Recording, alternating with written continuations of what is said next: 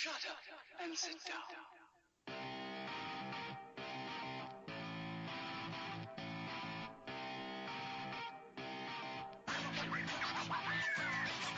You're listening to the Cheaters Never Pin podcast, a proud part of the Section 328 family. Follow us on Twitter at CheatersInVRPin. Now, live from ringside, it's Mr. Workrate and JC. Well, hello, everybody. Welcome back to the Cheaters Never Pin podcast.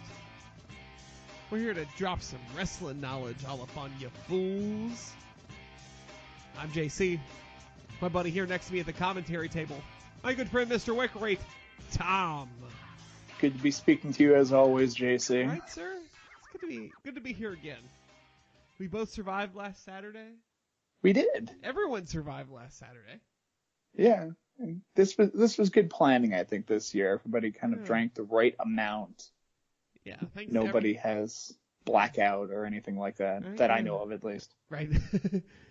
Thanks to everyone that came out Saturday to the Section 328 tailgate and said hello to us. I greatly appreciate it. It's always good to see everybody and say hello. So we're glad you came out and drank some beer and ate some pizza and had a good time with us. One or two of you that actually talked wrestling with us, that was kind of cool. It's always appreciated. Tom and I did not coordinate shirts. No, I wore my Kenny Omega shirt at first for a period of time, and then the rain kind of got to it. Right. Well, see, if you'd have told me, I'd have worn the Young Bucks shirt, but you didn't tell me. So then we'd both get fired from WWE. I left wearing my Jimmy Jacobs, Robin. I segooed there. You segooed. Yeah, Jimmy Jacobs got fired. 'Cause he's dumb. Yeah, well, that's what happens when you're on Being the Elite, and they're like, can you not do that? And then you do another photo op with the Young Bucks. Yeah, so... That sucks. News. He's a great guy, but you done fucked up, kid. I mean, it's not necessarily like he's walking away from a huge contract or anything like that. It's not like he was an active worker. He was doing training at the developmental down there. I think he was doing agent work, from what I understand, as well. Okay, so my sources he tell was me doing behind the scenes things. I was going to say, I just assumed he was training because he has the wrestling school. Him and Seth Rollins / Tyler Black have the Black and the Brave. That's what it is. Yes. Thank you. We were trying to discuss this earlier before we started recording, and I said Black and Blue. It is Black and Brave. It just came to me. It was Black and something because it's Tyler Black and him. Jimmy Jacobs. Yeah. Yeah. So there's your lead story. I think we broke all the news. We'll see you next week here on Cheaters. Yeah. Good night, everyone. Good night. No, we've got... Yeah, so, okay. Can I just get a clean recording of that later for you to do our outro from now on? That'd be great. Yeah, I can. I kind of did the intro. The wiki at the end that's the toughest part. Right at the post. It's great. Yeah. Well, this week we're going to talk a little Hell in a Cell. Because that happened. Guy almost died. Yeah. God damn it, Shane. And kayfabe is still alive. And we'll get to that when we get to it. We'll get there. Tom will explain what he means by that because I'm not sure. And we'll do a match exchange. And that's literally all we have planned. So prepare to wander with us down the road of professional wrestling, ladies and gentlemen. Because, spoiler alert, we don't really know what we're doing. But we do way better shows when we just all right, let's talk about these two things, and then click record. Yeah, I mean, too much pre-planning gives us a well-organized show, but it also gives us, I don't know, we tend to, I don't know if I'm not as active a little bit or if I'm just kind of, it's almost like we're going through the motions there where. Yeah, also it keeps us under an hour. Yeah. Most importantly.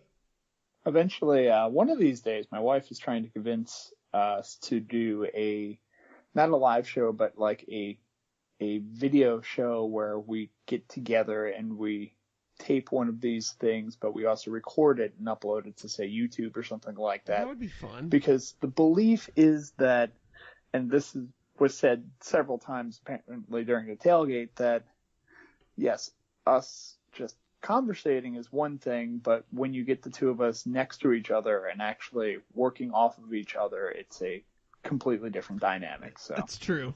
You and I have quite the chemistry, and I'm very happy with that.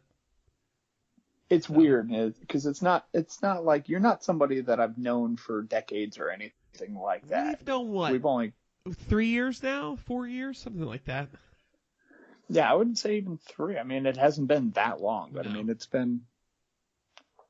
Yeah, but and it just. We have quite the rapport. Yeah. Yes. It's a natural chemistry, like right. Not unlike a tag team. It is like we are your Marty Jannetty and Shawn Michaels. Tom is Marty Jannetty. But I don't want to have sex with my daughter. Oh, Jesus. Well, it's a good thing you don't have a daughter. Yeah. I mean, we're talking wrong on so many levels at this point.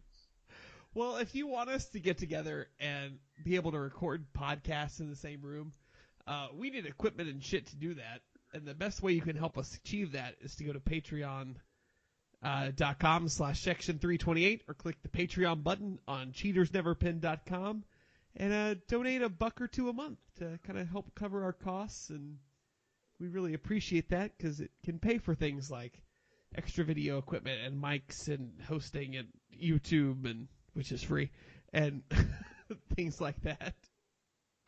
But the bandwidth, it allows us to upload to YouTube without it taking 3 days. Yeah, pay for my internet, bitches. Probably don't call them bitches, because... Is that well, I don't know. There are some people out there that like the abuse type thing. They kind of get off on that. I mean, is that what we're calling our fan? Our fan base doesn't really have a name, and I feel like they should come up with their... Okay, I realize Edge and Christian did this bit like 3 months ago, but I feel like our fan base needs a name. We could ask them all individually. In 2 weeks when we see them all. Yeah, pretty much. I could just kind of reach out to the 3 people I know on Facebook and. Yeah. If you listen and you want us to call you something that's not bitches, please let us know on Twitter at CheatersNVRPin. Yeah. Hashtag don't call us bitches. All right. Let's move right along. Let's start talking about Hell in a Cell. Yeah. As we do with every pay-per-view. Tom, what were your overall thoughts of this show? Long. Wasn't it? Dude, I did not expect it to overrun by half an hour. I just kept looking at the clock as it's going along and going, okay, well, the ending spot's got to be coming here. Okay, here. Okay, yep, here. Still teasing it. Well, nope, still teasing it. I knew it was an issue when the Bobby Roode Dolph Ziggler match, the cool down match, started at 10:35, and I was like, oh fuck, we're gonna be here for a while. Well, we had 8 matches. I mean 7 matches. I was gonna say it's 8 including the pre-show, but that doesn't technically count towards the 8 to 11 time frame. No. So we had 7 matches, and each went more than 10 minutes. We had a 22-minute match. We had a 19-minute match. And then Hell in a Cell itself, the Owens-Shane McMahon match, went 39. So, do we just want to run it down from the top? I guess. I was going to start making comments about those, but we'll just go match by match, I guess. Yeah, sure. Is easiest for the listener. You, the bitches. It's going to catch on, I swear. It is. I'm just going to keep saying it until they're like, yeah, I'm a bitch. That's our next merch. The I'm a bitch t-shirt. On the pre-show. We'll get Meredith Brooks to sing us a song about it. Oh my god. Come for the wrestling talk, stay for the random mid-90s music reference. The pre-show match. As of Tuesday, the new number one contenders to the SmackDown Live Tag Team Champions, Chad Gable and Shelton Benjamin, defeated the Hype Bros in a tag team match in 10 minutes and 20 seconds. Or as I like to call them, the world's greatest alphas. American betas? Beta fish? Beta Yeah. fish. Well, you look at Sheldon Benjamin, and you could say that Sheldon has his new Charlie Haas and Chad Gable. Chad Gable has his new Jason Jordan and Sheldon Benjamin. So yeah, I mean I like them. They're as a both tag kind team. of using each other to relive their past. They do have a pretty good chemistry together. It's getting better every time we see them. They're a good they're both such good workers that make a tag team anyway. Like they were going to develop that at some point. Yeah, I mean, and that's always been the case of a guy like Benjamin, who's always been a hell of a worker and not necessarily a charisma guy or, but enough to be that next level talent where you kind of have that charisma and the ability to talk and the ability to work. But he's fine enough, and I mean, Gable seems to have enough of a charisma on his own, but he's a tiny guy. So, but I mean, the two of them together work really well, and I mean, outside of we tend to forget that SmackDown actually has a decent tag division, but we only kind of focus on two of them. They reminded us that on Tuesday at the top of the show when every tag team came out, and we started the match for the number one contendership. Well, almost every tag team, because a new tag team released yeah. And by new I mean old. Yeah. The Bludgeon Brothers were not included. Who I'm thankful that they've recovered from being defeated by Super Mario, and I mean, they've got the hammers and everything, dude. Holy shit. It's the first thing I thought of when I saw them and the hammers come out, and I'm like, oh shit, I hated those guys. Yeah, you're right. Yep. So they're back. I believe when the moment that happened, I tweeted out, holy shit, Rowan and Harper are alive.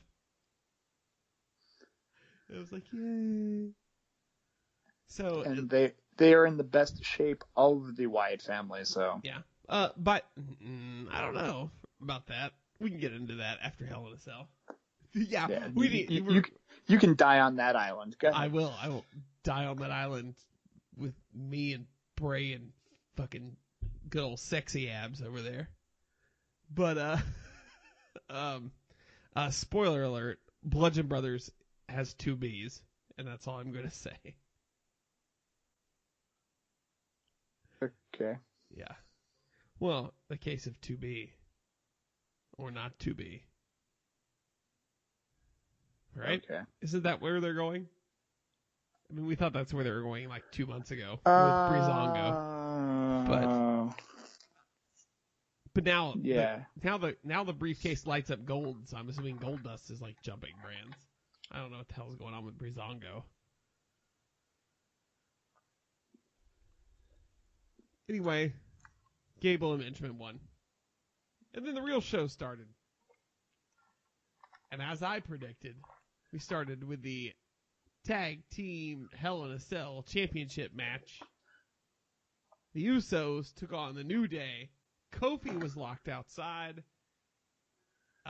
In 22 minutes, the Usos regained the SmackDown Tag Team Championships. Match of the night? Yeah. By far.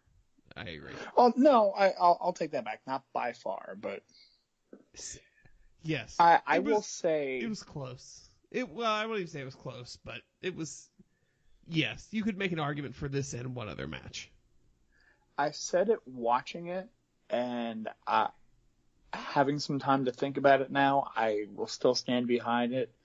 it was the best Hell in a Cell match that I've seen in the PG era. Yeah. The whole time, and I realize this is me coming from a background of the Attitude Era and Ruthless Aggression Era and everything, but like, I found myself kept going, man, a little bit of color, just a little bit. I didn't want to see anybody like bleeding all over the place. A little bit of color would have helped it.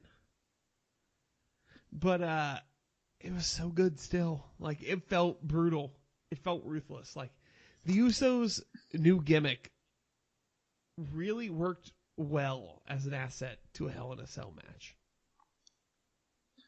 Yeah, I mean, it you could tell from the match that it was to their advantage.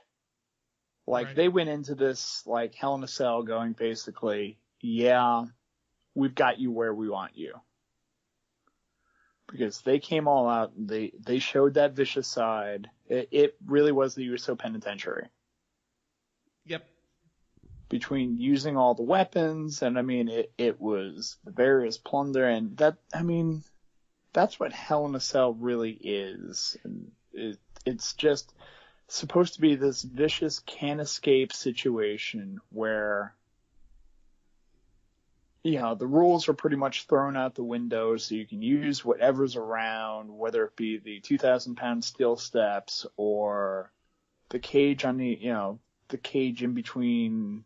Yeah. You know, the ring, just that.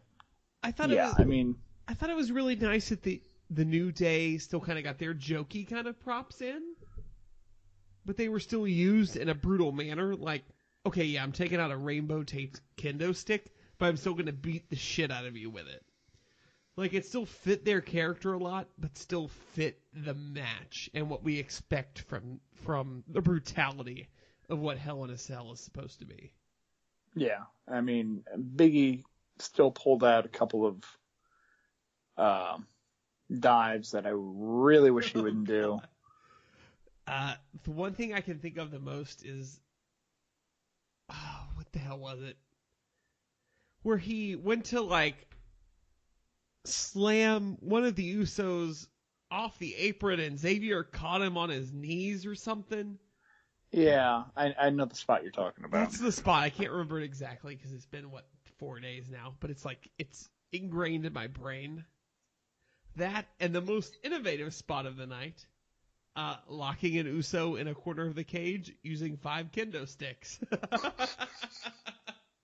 How has no one ever thought of this before? No. They're creative. What do you want? I was like, oh shit, that's a brilliant idea. How did I never think of that? And hence why I don't compete in Hell in a Cell. Yeah, that's why. Yeah, that's the singular reason. My creativity is lacking, Tom. Yeah. But really good match. I've heard people, Alvarez, say that the idea is they're going to build the New Day up basically to become the tag team that'll have the most title reigns to kind of cement their legacy now that they have the longest reign. They're going to have the most reigns as well.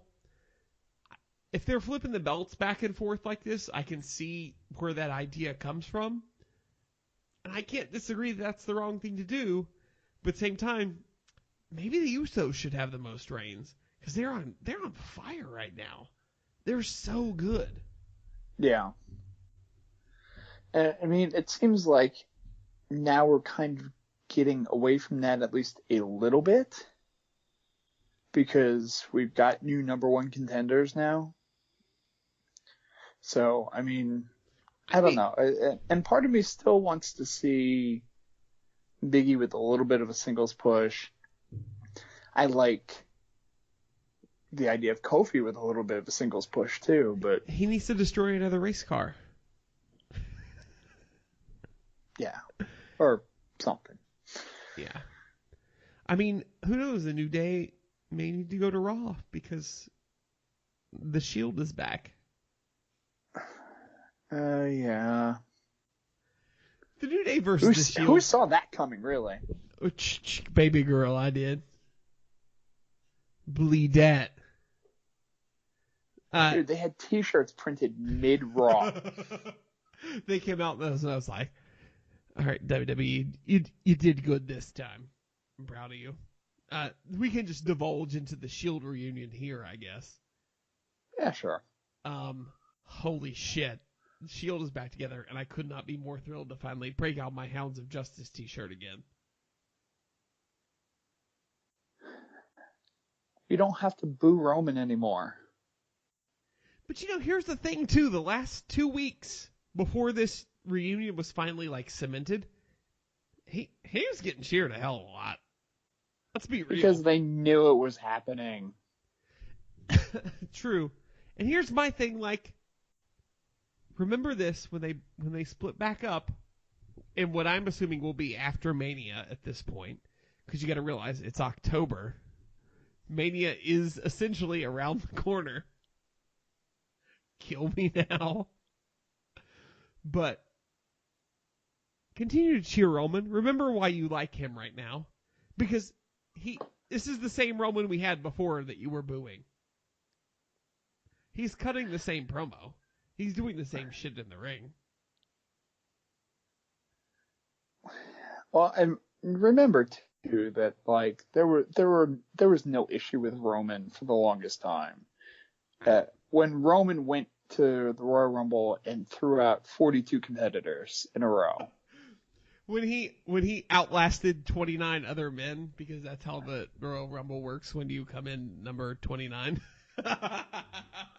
No, I meant not that one, but his breakout one. I can't remember which one it was, but when he was still part of the Shield. 2014? Yeah. I don't know, whatever one it was, but he basically comes out there and... Yeah, because he won 15 and 16, so it would have been 2014. Yeah. And he looks more impressive there than he did in the two that he won. Oh, no, he only won one because Triple H won one. Oh, right. Yeah, he went into it as champion, and he was defending his title in a Royal Rumble, but... That would have been 2015. Or 2016, I'm sorry. Anyway, my point being that guy, the one that was going in and throwing everyone out, the crowd loved that dude. And the path was set, and he was straight on his way that everybody seemed to want, that Vince wanted, the crowd wanted, everybody wanted, until he got hurt. Mm-hmm. And then he got hurt, and then Daniel Bryan came around, and then the whole thing with Bryan not getting the opportunity, because when Roman came back, we're like, well, we got to pick up the Roman thing again. And they're like, no, but Daniel Bryan. And that was the main thing that killed it, was the fact that Bryan was so freaking hot. Right. And they had to go back on the Roman direction that they were going on before. So I'm going to make a controversial statement here. Okay. Roman is a better face for this company than Daniel Bryan. Well, yeah. And I think if everyone searches in their heart of hearts, whatever, either way. I've got one, I'm not out of time for it. Whatever. Look deep within inside yourself, and you'll agree with me. Whether you cheer Roman or boo Roman, Roman is great in a public setting. And I realize a lot of the storyline criticism of Bryan too was, you don't look the part, you're tiny and everything. You know what? That fucking matters to people that don't watch wrestling like we do. But see, that's why it worked as a thing too, because it was realistic. It wasn't. It worked as an angle because it was based in reality. Yep.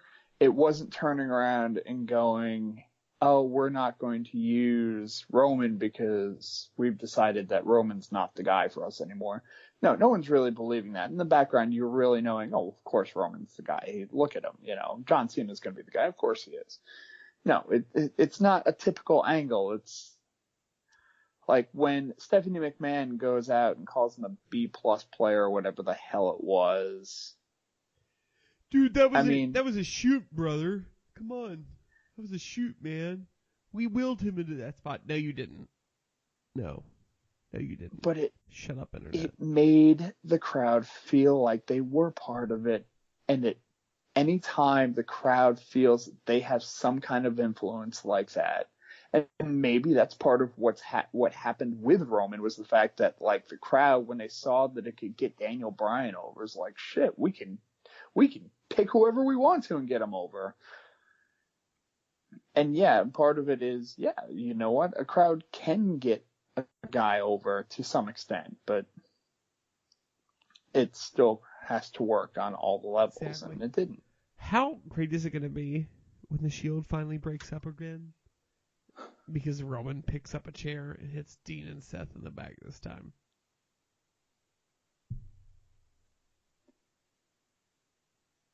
I think it'll be great when, like, all three of them pick up chairs at the same time and go to turn on each other all at the same time. Yes, give me that. Turn all three of them heel. Fuck that. And then it just gets real awkward. They all just stand there and then drop their chairs and walk away. Yeah. Like, all right, this is how it is now. Got it. So yeah, Shield versus New Day coming soon.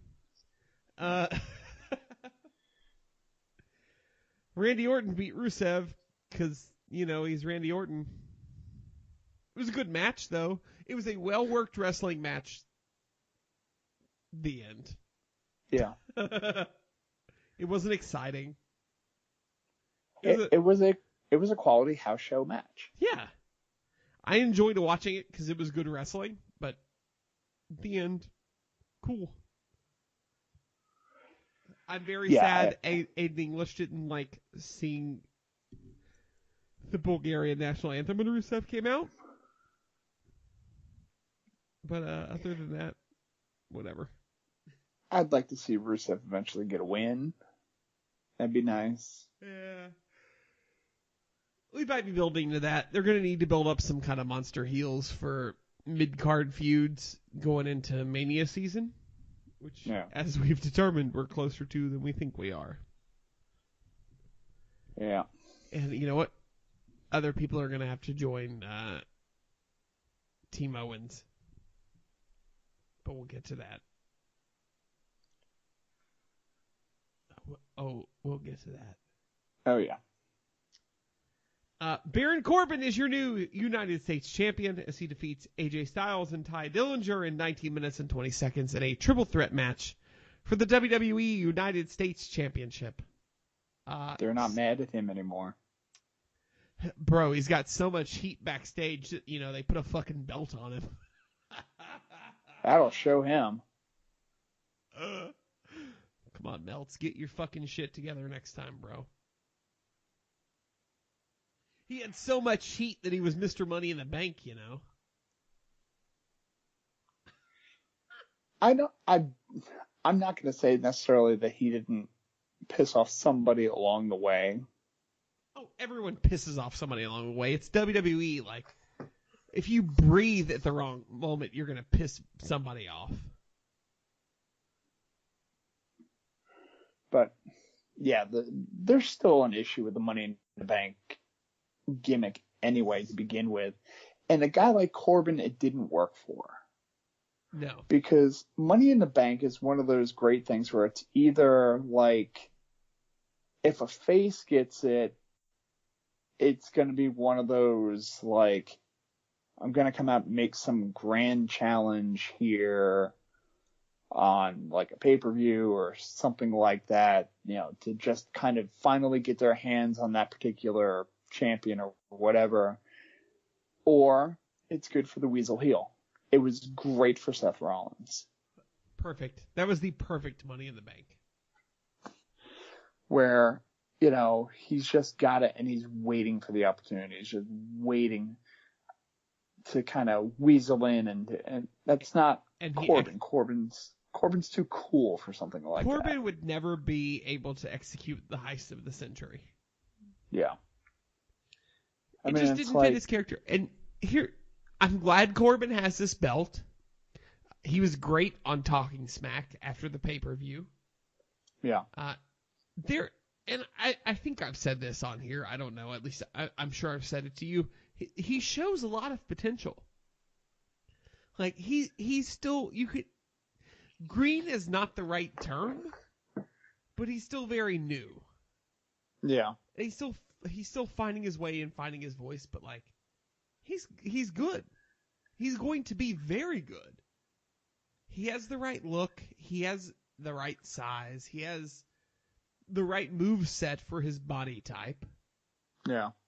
Like he's the complete package. He has a presence too. He commands the attention of the crowd. Yeah. Big Banter Corbin is fun.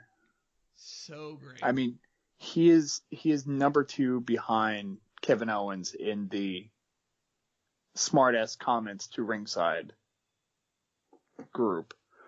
But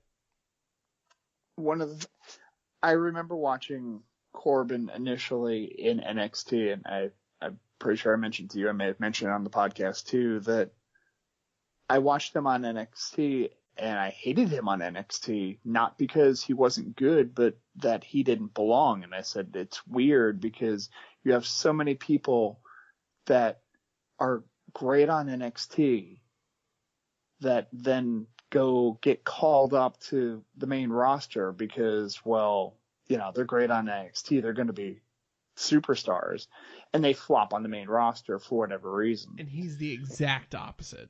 Corbin is bizarro NXT. He was in NXT. He didn't fit in with anyone. He was too big. He didn't work as well with the majority of the workers that he was working with, that it just didn't work out right for them. But like the moment that he got called up to the main roster, he was home. Yep. He's one person I could generally say, given even how new he is to the business overall, like if you gave him bullet points for stuff and he started cutting a promo, he'd be very good.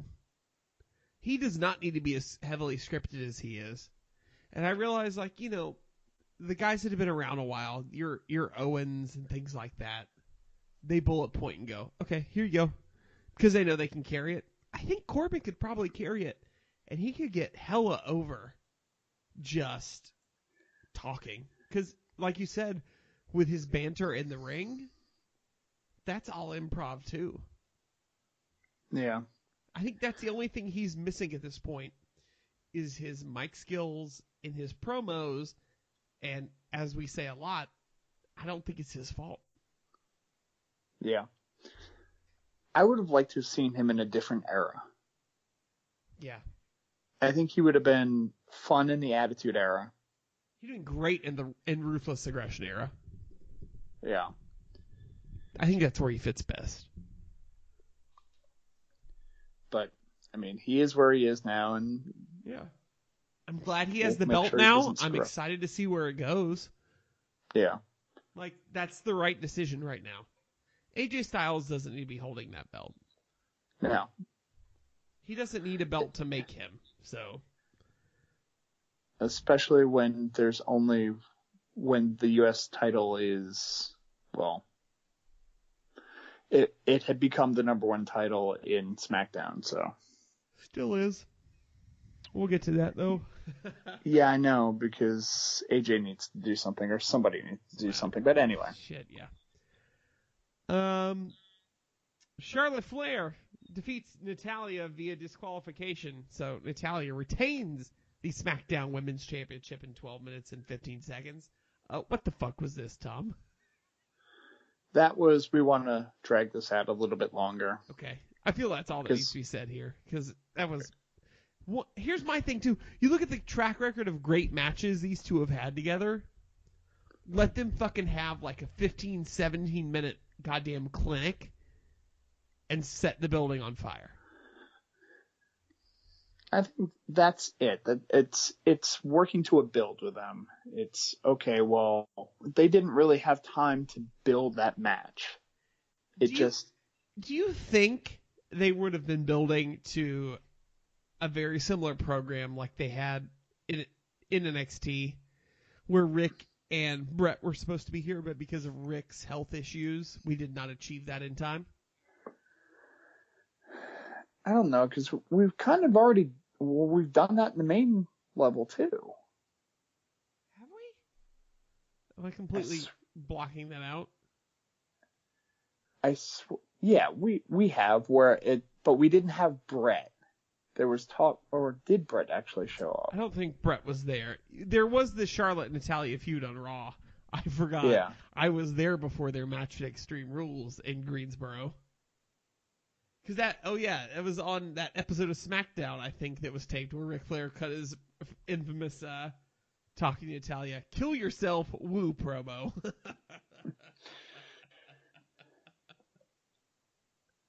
Yeah. Yeah. This was absolutely nothing. It means nothing. So. Yeah. That finish came out of nowhere. It was terrible. It was just like they got like the signal is just like, okay, you're done. Why is this match still going on? Do the chair now. And they had a fine match before it. It was fine.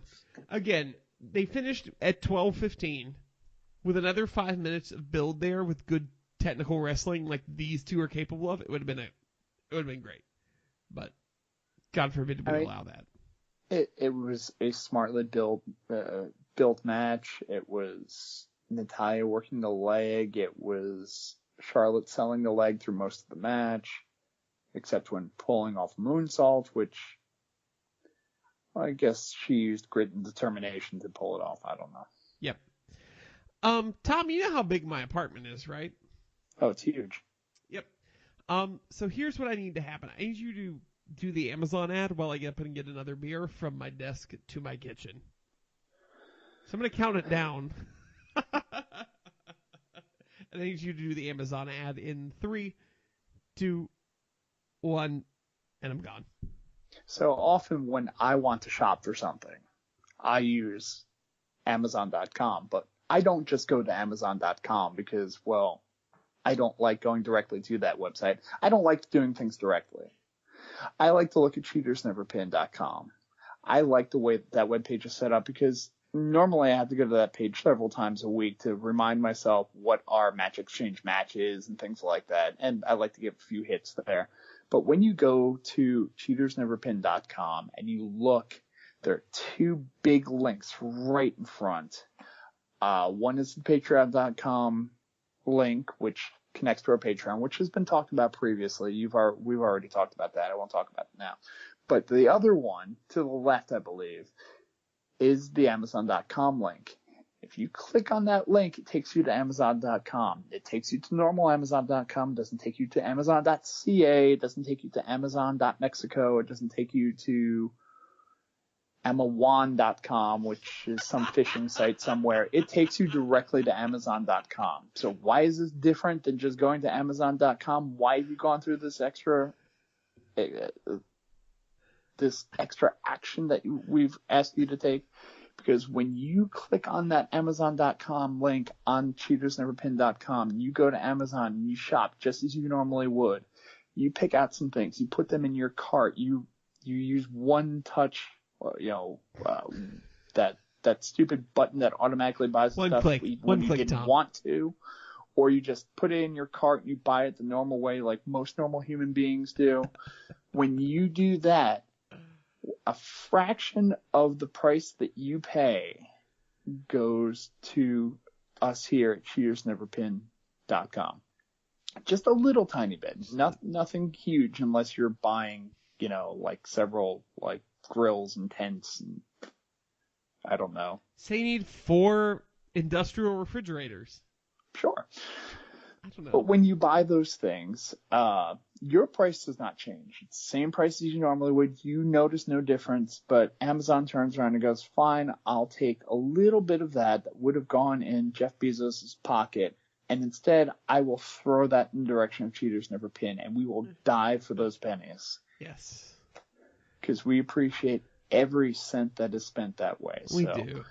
next time you want to purchase something on Amazon.com, just take that extra half a second of effort to go to cheatersneverpin.com, click on the Amazon.com link, and shop as you normally would. I'm glad And for that, we thank you so much. I'm glad I came back in time to hear Emma1.com. I'm a big supporter of the phishing sites. Oh, thank you, Tom. I needed this extra Tartastic from our friends at New Belgium Brewing. Did I need you it? guys kind of like, what? You guys like hit the kiddie pool and. Shh, Tom. Shh. I didn't get any of that. Just saying. Oh, you should. Well, you should come to the 328 World Wide West headquarters. It's so far. I know. Move to Durham. Durham. Jesus, I don't know where Durham is, but you can move to Durham as well. Yeah, I didn't get the beer, but I got Pat's hot dog, so got that going for me. Yeah, there you go. See, I have a whole pack of buns, but no hot dogs. Maybe you got to come over. We can work out a barter arrangement. TLC's in 2 weeks, my friend. You caught me drinking there. Okay. I did. I could hear it. I don't know if everyone would hear it after noise cancellation processing on this, but I heard it. I was rather thirsty. I'm sorry, and I didn't want to choke on air. That's all good. Back to Hell in a Cell we go. Because if we had to sit and watch it for 3.5 hours, fuck you. You have to listen to us talk about it for an hour. Yeah.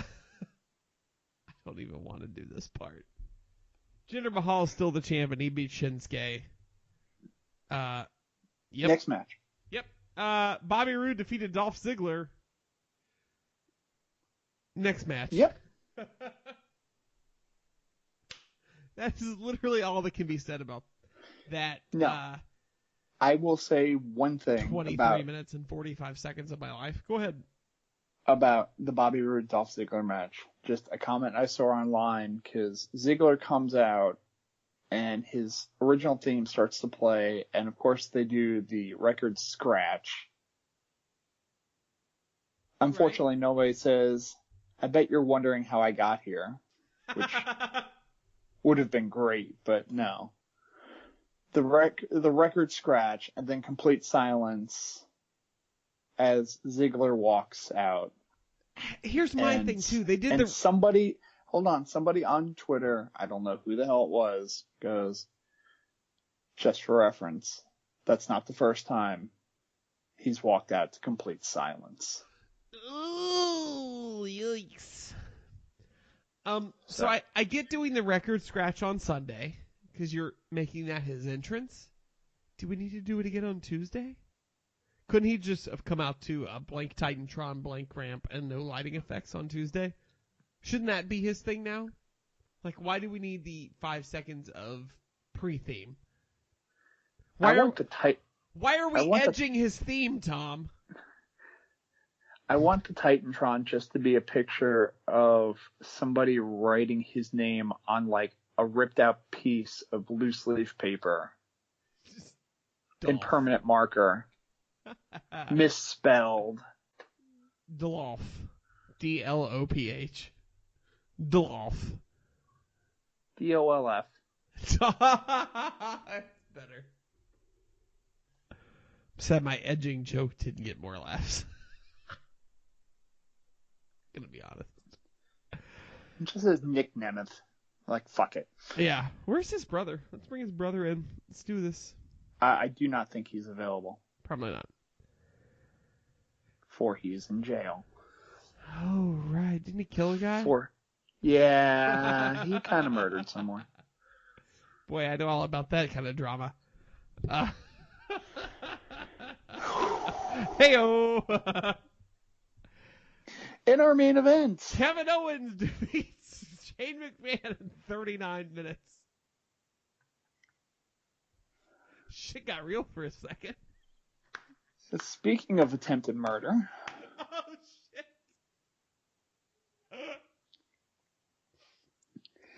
Yo, I got a corners report if you want to read it, bro. So this match went too long, much like this bit. It didn't go too long. Also, your fucking sigh there. So this match went literally 39 minutes. They could have shaved severely overrun. They could have shaved off 5 to 10. I would have taken 10 less minutes. I would have taken every spot that was on top of the cage, please and thank you. Okay, but you say that as someone that totally is against the top of the cage thing. We could have condensed the top of the cage thing and it would have been fine. I like the tease of being on top of the cage. Because that is the holy shit, what the hell is going to happen here moment. Right? Yeah, that's fair because, I mean, you know, me being who I was, just watching that and just going, please don't do something stupid. Yeah. Whether it be breaking through the cage, because that is a hell of a spot to attempt to fall properly. I was watching this match and talking to someone who's not is not as hardcore of a fan as we are, and it's pretty casual. And they were like, "Oh my god, are they gonna do the fall through the top of the cage thing again?" And I was like, "Nope, you'll never see that again unless it's completely by accident." Yeah, I mean, no one will ever fall from a great distance in WWE again. But I couldn't help watching the entire time, like saying like, "No, it's gonna be fine," and then sending that text and then being like, "Holy fuck, they're gonna die." And I mean, and realistically, it did that job well because you sat there and it is. I mean, I'm watching it. I know the things that they can do, the things that they can't do, the things that they shouldn't do, and my heart's half in my throat pretty much watching it going, please don't let these idiots do something. And by idiots, I mean Shane. I think I even said at one point to my friend I was talking to, I was like, man, I've watched enough wrestling at this point in my life. Like, I know everything that can go terribly wrong at any moment. You know, like you watch enough and you know the shit that can go down. And every moment they're on top of that cage, even though I know, like, this is a new cage. They would not be up there doing this right now if it wouldn't hold them. But you see Shane McMahon take a fucking power bomb on the top, and you're like, oh god. Did you see how much that bent? Yeah. And I'm watching like the spots that they are hitting, and I'm going, okay. And I'm watching like the coordinates, like, okay, that one right there, they seem to be working on. The one behind it, they seem to be working. Why are they avoiding that one over there? Like, it was very strategic. Yeah, and I'm watching it. I'm going, they're avoiding one. Does that mean they stayed on that half of the cell closest to the announcers' tables? Yeah. Yeah. So yeah, the concern was there, but thankfully we only had. Well, we had one. We had two spots. Yeah. With the cage. With the Owens bump off the side of the cell, which we've seen before. Rollins and Ambrose did that a couple of years ago. And that's fine. And in watching that was a beautifully done bump. Yep. Like, Owens landed perfectly. But then, Shane jumps off the top because he's Shane McMahon. Boing. Okay, I had to have watched that video 50 times by now, like the replay of that. He didn't bounce as much as I thought he did at the time. He did not shatter his arm like we thought at the time. Right. I also don't think they airbagged it as much as they did at WrestleMania 31 or 32, whatever it was. 32. But still, dude, how old is Shane now? He's in his 40s. It doesn't matter at that point. Please stop. I want you to remember the rest of your life. Shane, we love, the fans love you. You're not proving anything to us. And I know you finally got a hug from your dad at WrestleMania 32 for the first time in your life, I believe, if that WWE 24 is to be believed. But, bruh, like, I don't know, the hug's still worth it, man. Yeah. Please, for your wife and your kids, please stop this shit. Shane McMahon is 47 years old. He'll be 48 in January. Invest your money into wiser marijuana-type businesses and not the one you just had to sue. I'm just trying to think of other 47-year-old wrestlers. Terry Funk. I mean, he was wrestling at 47 and doing this kind of bullshit. Well, yeah, but Mick Foley. he's... Terry Funk, Mick Foley, and Shane McMahon. That is the weirdest collection of human beings. But Mick wasn't doing it at 47, though. And Mick's only 52 now. You're right. Jesus, he wasn't doing it at 47. Shane's 47. Mick did it enough Jesus when he was Christ. in his 30s that he was just like, you know what, I can't do this shit anymore. Shane did have a lengthy time off. But still, please stop. I can't take it anymore. No. I love you, Shane. You have nothing left to prove to me. You and the Mean Street Posse were the highlight of my Monday nights in middle school. Please stop. Dude, I'm not as old as Shane McMahon, and granted, I don't work out like Shane McMahon does either, but... So you're saying you're going to take a bump off the top of a Hell in a Cell? Yes! Yes! No, I'm not. That's what I'm saying. Tom bumps off Hell in a Cell. Coming soon to Cheaters Never Been. The most important part that we've neglected to mention here. Sami Zayn pulled Kevin Owens off the table when Shane jumped off the top. Yeah. Then gives the excuse we all thought he would give on Tuesday night. Of, I came to SmackDown and I've expected all these opportunities and I haven't gotten them. And Shane's trying to kill you and that's really stupid. So I got you out of the way because you need a career, Kevin. The end. He's the most babyface heel of all time. And the crowd popped for him. Yeah. So we're clearly building to a Survivor Series Shane, at least Shane and AJ versus Owens and Zayn at this point, right? Maybe. I mean, if you have to guess at this point, it's at least 2-2 that way. Yeah. I mean, it's fascinating to me, though, how they're almost making Shane into a heel. Yeah. Yeah. Because, and again, they're going through this thing that Kevin Owens has done in the past and other heels have done in the past where the heel says the reality and people are supposed to boo him for it. Like, oh, the heel is pissed off because the babyface fucks them over repeatedly. And in the past, that's supposed to be okay from the babyface side, but this isn't what's happening so much anymore. And that's what happened. I mean, people love fucking Sami Zayn. He is an extremely likable person. And when he comes out there and it's just like, I've been kind of dicked over. I go over to SmackDown. You guys tell me I'm being wasted on Raw. I go over to SmackDown. You don't do a fucking thing with me on SmackDown. You make me look like a goofball. And the crowd's pretty much going, he's right. Mm-hmm.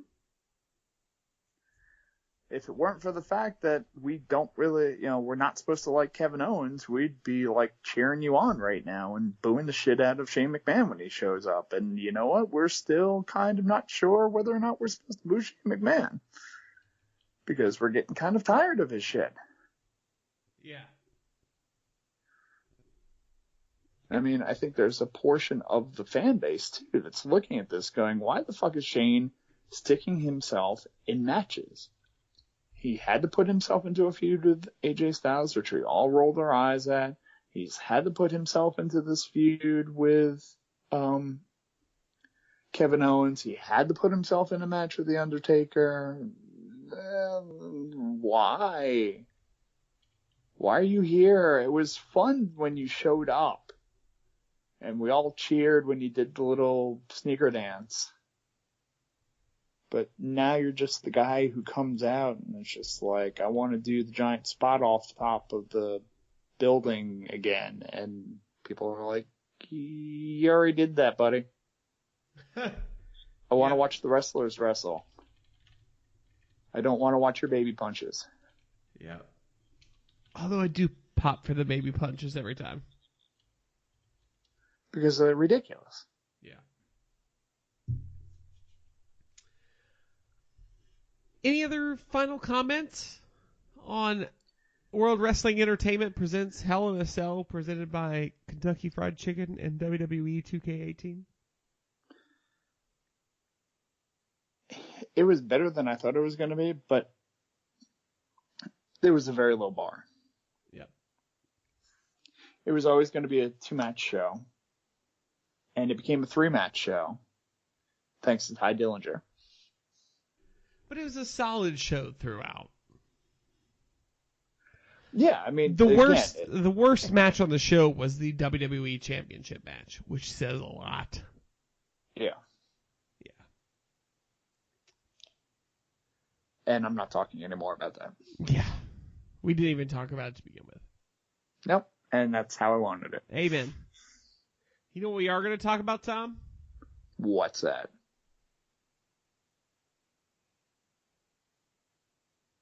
I said, what's that? Push the button, JJ. Thank you. Sorry, you're right. Match exchange. There you go. That blew up in your face this time. It did. I played it twice. The match exchange. That's also blowing up in my face because there's Dynamite.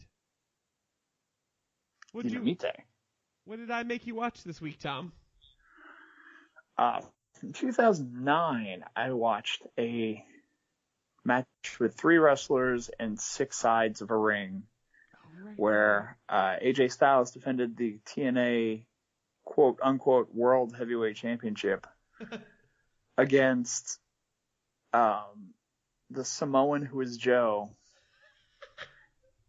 and friend of a friend, Christopher Daniels.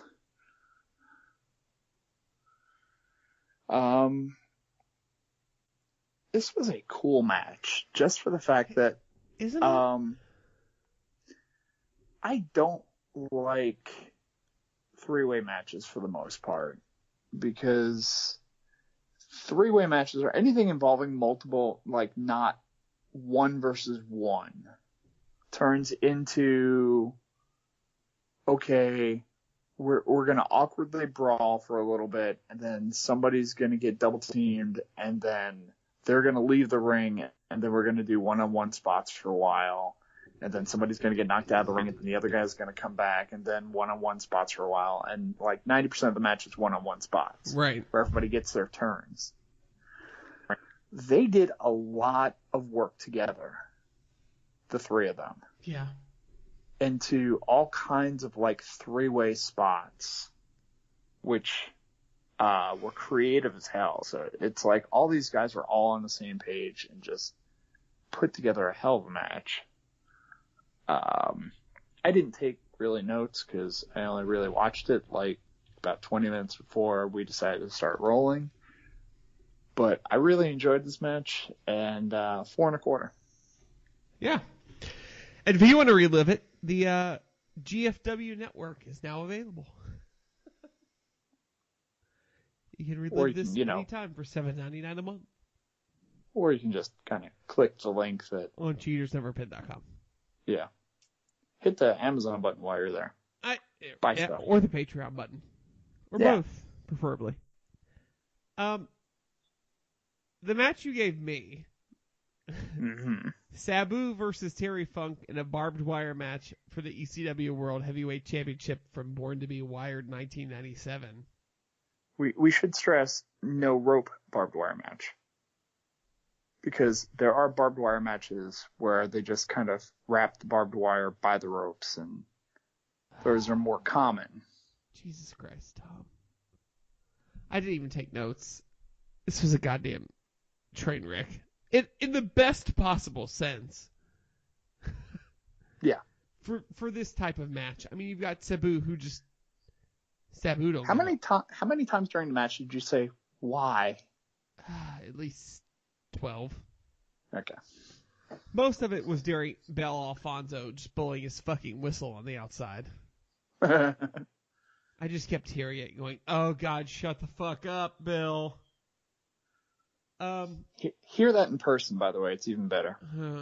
Well, fortunately, I don't have to do that.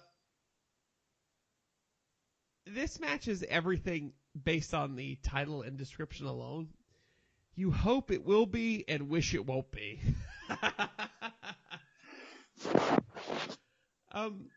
It's as good of a wrestling match as you can expect for a barbed wire match, if that makes any sense. Because it is Sabu and Terry Funk. I mean, it starts well, it escalates quickly, and I think Terry Funk might have died. Yes, he actually dies in this match. Yeah, but he didn't. I have to judge this based on it being the type of match it is. But for being the type of match it is, and having seen stuff in CZW, this is a 4.5 fucking star barbed wire match. So, I don't know if you know of this or not. I retired after this match, Tom. I moved it on to the back and I said, I'm done. Like, in the match, though, Sabu catches his arm. Oh, is this when he gets his, like, really bad laceration? Is this Yeah. this match? Oh, I didn't even realize. So, in case you want to go back and look at it. Nope. I'm good. I'm good, bro. Well, I have another great match for you this week. Okay. I'm going to take you across the pond, Tom. Take you to jolly old England. And Tom, usually when I take you across the ocean, I'm making you watch women's matches, and I know how much you hate it, so I'm not doing it this time. Because I know how much you hate women. Uh-huh. But this time, I'm going to bring two contracted WWE wrestlers that you never really ever get to see together into one match. Okay. From Progress, Chapter 30, from the Super Strong Style 2016 tournament, Tom. Mark Andrews versus Chris Hero. Okay. This shit's off the chain. This is the single match that made me a Chris Hero fan. Other than the fact he's wearing that god-awful fucking Duke jersey. And he's also wearing it in England. You stupid son of a bitch. Where there are literal dukes. True. It's part I of... like Chris Hero. I like Chris Hero because he's built like me. Chris Hero's goddamn great. He's everybody's hero. Who's your hero? Chris Hero. You didn't answer the question. Okay. I didn't realize this is the crowd participation It's prize. from his theme, Tom. God damn it. But yeah, this is from their annual kind of big tournament over the, I think it's the June or July bank holiday weekend they have in the UK. But, yeah, dude. Those of you who are not British, bank holidays are just random holidays. Yeah, it's that just a put fucking everybody extra off Monday because- off because we don't want to do anything except for drink tea and eat crumpets and look at the Queen and go, oh, look, there's the Queen over there. Ain't she a bit, yeah? All Your right. words are offensive. You're gonna offend somebody from Britain who obviously listens to the podcast. Yeah. Anyway. Sorry for those of you who are listening overseas. Pete Dunne Oh yeah. All those fucking vegans. You mean and Pete Dunne and Tyler Bate and Trent Seven, the weird vegan trio, as I like to call them.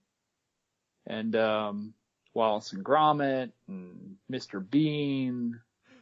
And Marty Scurll. I'll stick to wrestlers. Marty Scurll, Will Ospreay, Zack Sabre Jr. Progress Chapter 30, Chris Hero, and Mark Andrews. Okay. What you got for me, brother? All right. So today, actually, of course, if someone's lucky enough to download this immediately, listen to it after it's uploaded, it will be today. But if you listen to the podcast tomorrow, more than likely, or what's today? Today's Wednesday. Today's Wednesday, the 11th. If you download it on Thursday, like our biggest fans normally do, and listen to it on your commute, the day that we're recording this, is the birthday of the now departed Dusty Rhodes, the American Dream, if you will. If you will. Baby. So I figured I was going to give you a Dusty match, but Hell yeah. I didn't know what Dusty match to give you because, I Andy? could go, I could give you, a really good 5-star type Dusty match, but those things don't really exist. Dusty is a charismatic guy.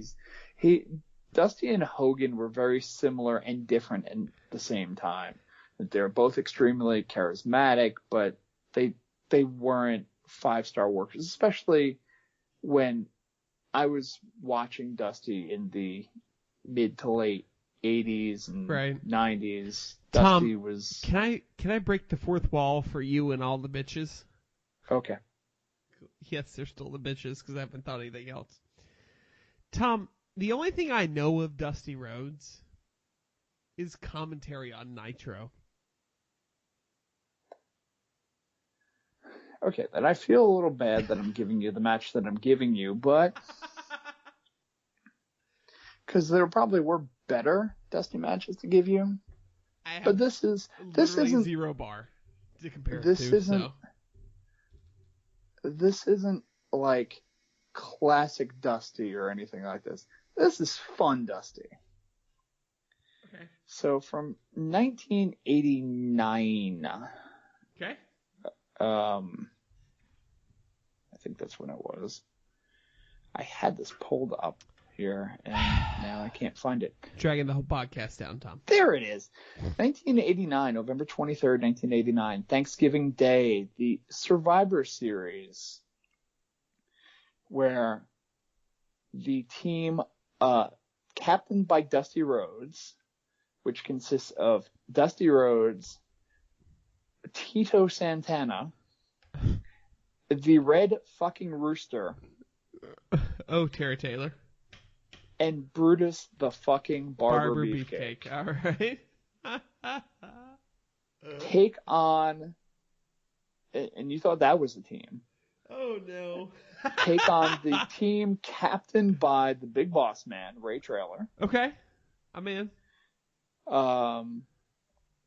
Bad News Brown. I'm less intrigued. The model, Rick Martel. Back to more intrigued.